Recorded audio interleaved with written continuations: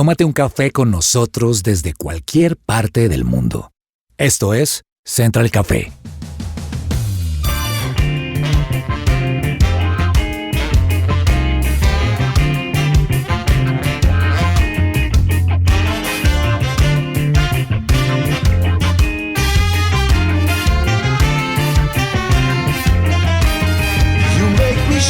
Holy Spirit, you make me shake.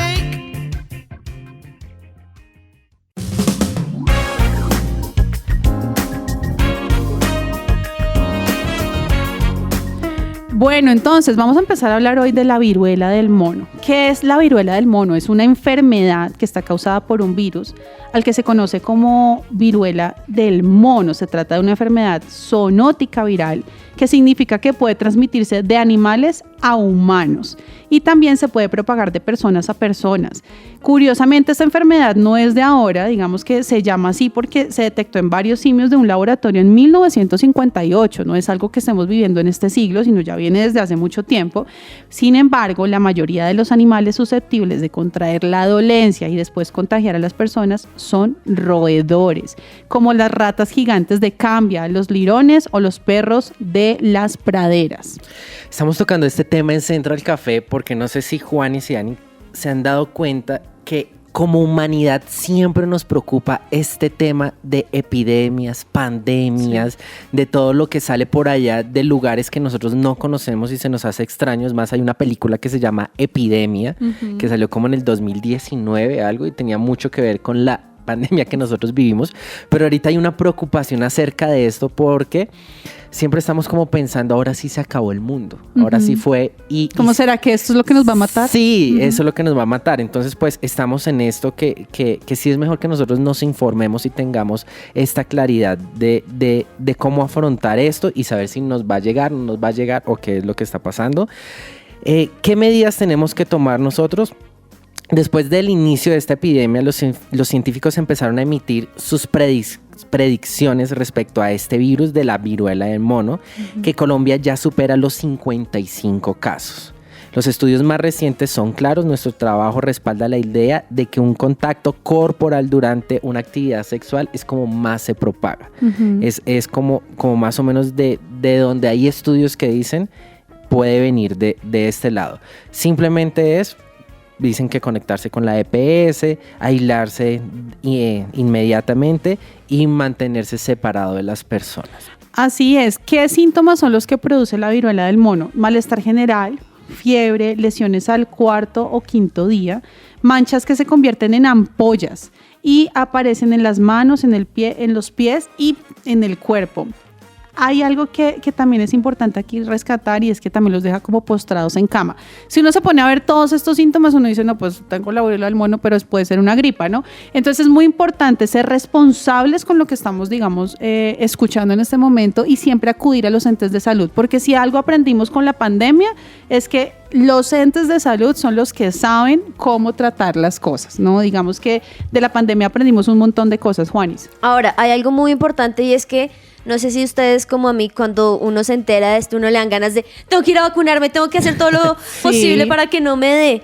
Pues resulta que ya la Comisión de Salud Pública ha confirmado que claramente van a haber vacunas, pero solamente para aquellas personas que han tenido exposición al virus, han tenido quizá contactos estrechos con un caso confirmado muy cercano y para ellos entonces la salud pública los llama obviamente a vacunarse. Es importante también decirles que aquellas personas que han estado en esa exposición al virus son las personas que quizá han tenido edades de entre 18 y 45 años y que quizá son los que han tenido prácticas sexuales de alto riesgo, son los que por lo general tienen que tener en cuenta e ir a vacunarse. Muchas preguntas, ¿no? Yo tengo una pregunta con respecto a todo este tema de pandemias, epidemias, y casi siempre resultan de algún animal, ¿no? O sea, viene del murciélago, el que tuvimos el COVID, viene del mono, que creo que viene por ahí.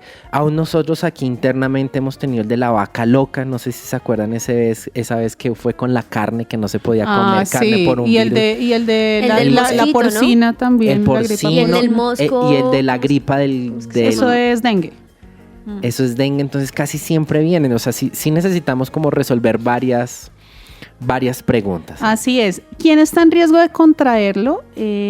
Corre mayor riesgo de infección cualquier persona que entre en contacto físico con alguien con síntomas o con un animal infectado. Y aquí es donde tenemos que empezar como a resolver dudas. Hay muchísimas dudas al respecto, mucho alrededor de este tema que hoy vamos a tratar con un invitado especial. Así que ustedes quédense ahí con nosotros para poder seguir hablando de este tema tan importante que hoy ya está empezando a ser noticia en Colombia.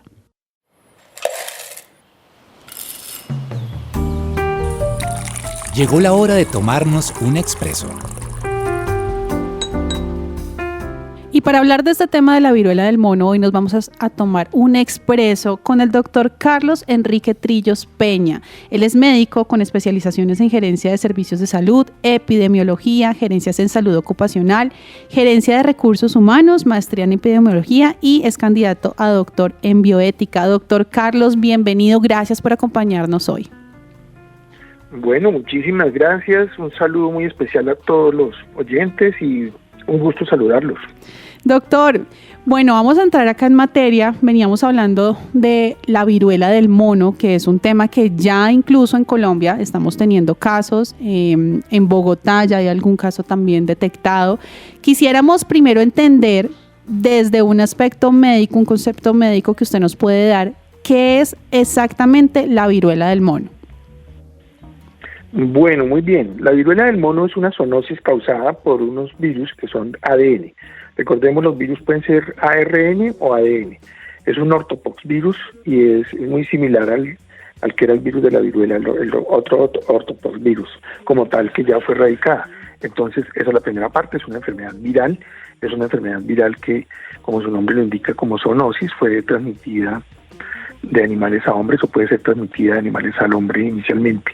Y ahorita hay una transmisión entre personas, específicamente en el mundo. Y hay lo que se llama un brote multipaís en este momento. Ha venido avanzando con el tiempo. Doctor Carlos, durante el programa hemos venido hablando como de todas esas preguntas que se relacionan a las pandemias, epidemias y como ese miedo de la humanidad en todo esto que no hay información o que nos resulta un poco confuso entender y tener esa claridad. Pero yo tenía una pregunta muy específica y quiero aprovechar el momento que lo tenga usted para hacérsela. Todas estas enfermedades siempre están relacionadas a animales. ¿Por qué esto que nos llega a los seres humanos siempre viene de ellos? Bueno, no siempre y no necesariamente tienen que ser zoonosis, pero sí son frecuentes las zoonosis, ¿no? Entonces, ese es un primer punto para que tengamos en cuenta como tal. Y pues efectivamente, pues sí se ha relacionado, por ejemplo, como ya lo vivimos, COVID-19 con animales y ahora pues la viruela de los monos. Incluso el tema del nombre de la viruela del mono, por ejemplo, es algo que se está revisando por OMS y de hecho está así en la clasificación internacional de las enfermedades, pero si uno se pone a revisar, por ejemplo, en los países donde estaba circulando el virus, lo que se llama históricamente países con casos de viruela del mono, como tal, o viruela símica, también es frecuente en los roedores como tal, ¿no? Y es donde más se ve específicamente ardilla, lidones, por ejemplo, lo que se llaman las ratas de Ghana. Hay varios tipos de roedores en esas regiones también, igual en monos y lo que se llaman primates no humanos, pero realmente es algo que no es exclusivo de monos como se puede ver. Y eso es algo que es importante mirarlo. Recordemos, los animales tienen infecciones por diferentes tipos de agentes, virus, bacterias, parásitos, etcétera. Y por ejemplo, en el caso de virus, los virus pueden pasar e infectar humanos. Hay que tener un mecanismo específico y puede generar estas enfermedades.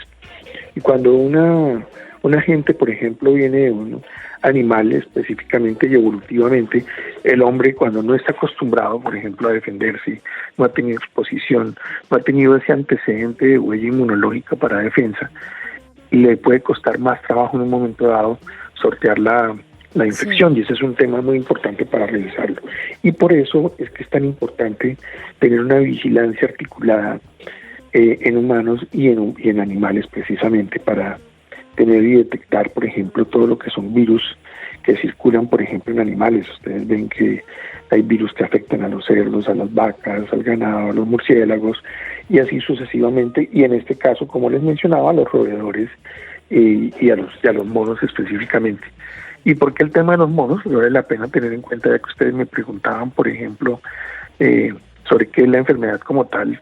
Esto ocurre básicamente porque hubo un primer caso descrito como tal en la historia cuando uno habla de esto, y es un caso en 1958 con unos monos en un laboratorio específicamente.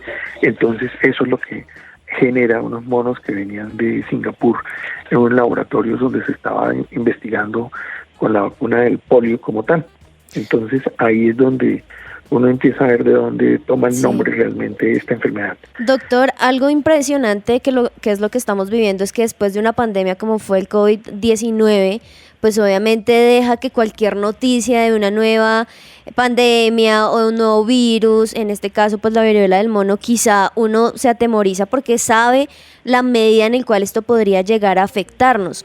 Y por eso quisiera preguntarle, ¿será que hay probabilidad de que se vuelva la viruela del mono una pandemia tan importante como fue el COVID-19?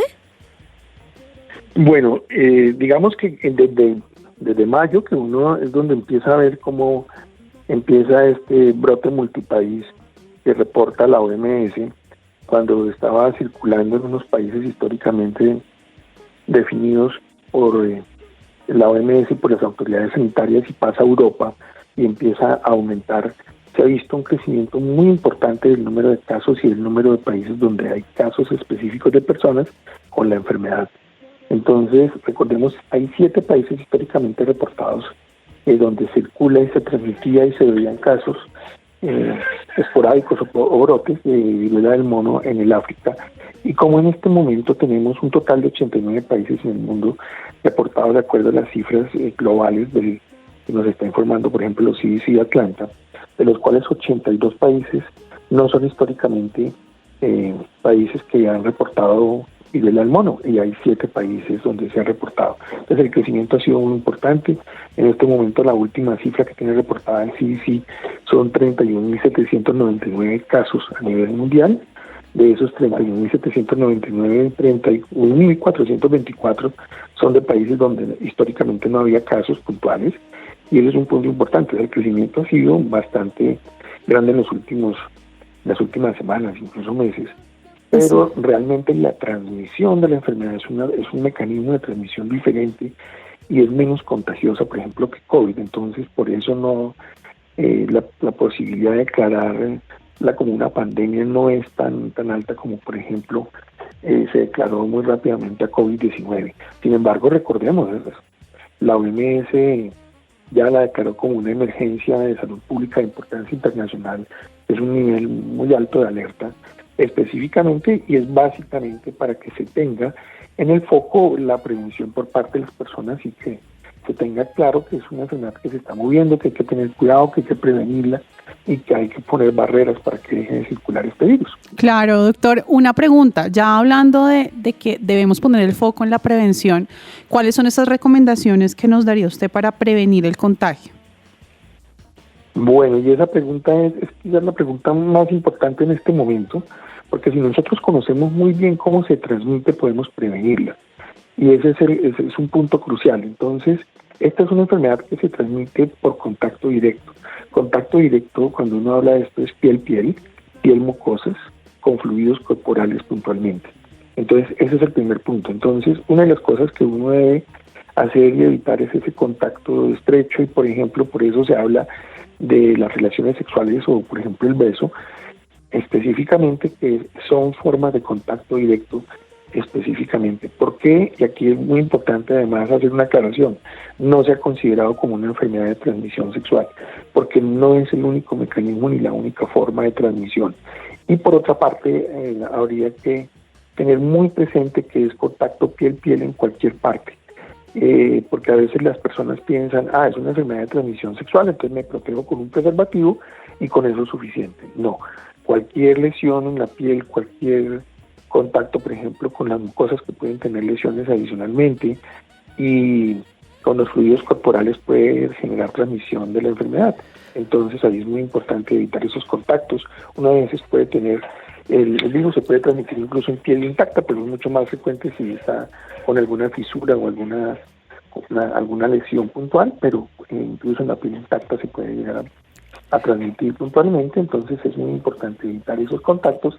Y por otra parte, el lavado frecuente de manos es fundamental. Fíjense cómo, por ejemplo, COVID a mí nos enseñó muchísimo de esa prevención, de evitar aglomeraciones, esos contactos que pueden transmitir no solamente COVID, sino que pueden transmitir virus respiratorios en general, y en este caso puntual la viruela del mono. Tremendo. Cuando hablamos de eso, por ejemplo, ustedes han observado cómo, por ejemplo, cuando uno habla, puede despedir unas pequeñas gotas de saliva, y esas pequeñas gotas de saliva se alojan en las superficies, y estas, cuando alguien roza la superficie, se lleva las manos a la cara, etcétera, que es mucho más fácil que ingrese por ahí un virus, entonces pues se infecta. Entonces es muy importante tener en cuenta ese lavado de manos, evitar ese tipo de actividades puntualmente. Entonces, totalmente de acuerdo. Es clave. Sí, doctor. Doctor, una pregunta. ¿Podría ayudarnos y comentarnos a entender cuáles serían esos principales riesgos para la salud? Bueno, muy bien. Hay una cosa que ha venido sucediendo con la viruela del mono, y es muy importante resaltarla, y es que la virulencia no ha sido tan alta, y digamos la mortalidad afortunadamente no ha sido tan alta. Entonces sí, por ejemplo, al 12 de agosto nos estaban confirmando 12 muertes por viruela del mono a nivel mundial. De esas 12 muertes de viruela del mono nos hablan, por ejemplo, de 5 sitios donde no había transmisión históricamente reportada. Entonces, esa es una gran ventaja, digamos, de esto, pero no hay que igualmente bajar la guardia, teniendo en cuenta esto. No es una enfermedad tan agresiva en este momento, pero recordemos adicionalmente otras cosas. Hay personas que tienen baja defensa, el sistema inmune no responde como debería responder en algunos casos. Entonces, en esos casos es donde uno debe pensar puntualmente en una mayor protección de las personas con VIH, personas embarazadas, los niños pequeños específicamente, y todas las personas que reciben en un momento dado terapias de medicamentos que puedan bajar la inmunidad, y eso es algo que advierte uno como médico a los pacientes puntualmente, que hay ciertos medicamentos que pueden bajar las defensas y tienen que tener precauciones. Entonces normalmente estos son cuadros que producen unas lesiones que hacen cuadros febriles, dolor de cabeza, y empieza a tener una serie de lesiones cutáneas, y eso es como la sintomatología y cuál cuadro clínico puntualmente. Entonces arranca con unos cuadros de dolor de cabeza fuerte, con dolores musculares, aumento de ganglios linfáticos, sobre todo a nivel de cuello, en región submentoniana como tal, dolores musculares, como les decía, la fiebre, y arranca ese rash cutáneo, esas lesiones en la piel, que son las lesiones que empiezan como unos puntiformes rojas, que posteriormente se van volviendo vesículas y que se pueden llenar de un líquido que llamamos pústulas, un líquido blanquecino, y pueden haber incluso úlceras en las regiones orales, genitales puntualmente, y normalmente es un brote que arranca de la cara hacia abajo y puede comprometer además palmas y plantas y la región genital, como les mencionaba. Y pues en algunos casos en donde se complica, pues algunos cuadros específicos de encefalitis, sepsis, que pueden llegar a complicar la salud de las personas y conducir a la muerte puntualmente, y eso se da en personas que pueden tener cuadros de inmunosupresión puntualmente. Entonces es lo que uno revisa y eso es lo que se debe mirar. Entonces, es muy importante tener en cuenta la prevención, ¿no? Claro que sí, muy importante, doctor, todos los datos que nos ha dado acerca de los síntomas, pero también del cuidado que debemos tener. Yo creo que la pandemia nos dejó una enseñanza muy, muy importante, y es esa prevención. Así que no es alarmarnos, pero sí es cuidarnos, seguir pues teniendo como el tema de nuestro lavado de manos, el uso del tapabocas también creo que es muy importante cuando hay mucha gente, cuando estamos en sitios públicos, transporte público. Doctor Carlos, muchísimas gracias por habernos acompañado el día de hoy. Bueno, muchísimas gracias por la invitación, y como usted muy bien lo anota, la prevención es fundamental, como les decíamos. Y aquí lo que usted menciona, evitar esas aglomeraciones, sitios donde uno pueda entrar en contacto directo persona a persona, y simplemente para reforzar lo que usted mencionaba sobre la mascarilla respiratoria, el usarla lo que hace es evitar que salgan esas gotas o que uno tenga esa exposición por esa vía. Y ahí es importante tener en cuenta que si bien no se transmite por vía aérea, ese control de las gotas es clave. Y lo que usted muy bien mencionaba puntualmente, la prevención y todo lo que nos ha enseñado la pandemia por COVID-19, sin duda es una herramienta fundamental para prevenir ese tipo de enfermedades, viruela del mono y otras puntualmente. Entonces, muchas gracias por la invitación y pues un gusto haber estado conversando con ustedes sobre este tema tan importante de prevención de enfermedades. Pues así es, muy importante la prevención, pero también hay algo que creo que también nos dejó la pandemia como enseñanza, como aprendizaje, y es el tema de tener fe.